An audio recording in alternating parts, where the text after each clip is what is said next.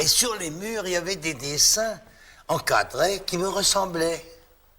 Alors j'ai dit, mais qui a fait ces dessins? On me dit, c'est des reproductions, et c'est Jean Cocteau. Alors j'ai demandé qui était Jean Cocteau.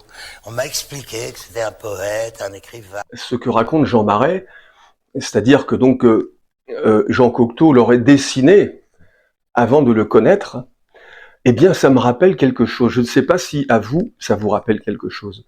Si vous avez vu Les Demoiselles de Rochefort, dans le film, il y a un personnage qui est joué par Jacques Perrin, qui est marin et qui peint en amateur, et il peint le portrait d'une femme idéale qu'il aimerait rencontrer. Et un jour, une jeune femme tombe devant ce portrait et elle se dit « mais c'est moi ».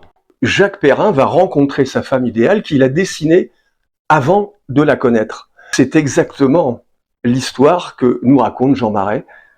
Jean Cocteau, comme Jacques Perrin dans Les Demoiselles de Rochefort, dessine son homme idéal et il va le rencontrer ensuite dans la réalité. Jean Cocteau était un grand poète et comme il l'écrivait, puisque ces mystères nous dépassent, feignons d'en être l'organisateur.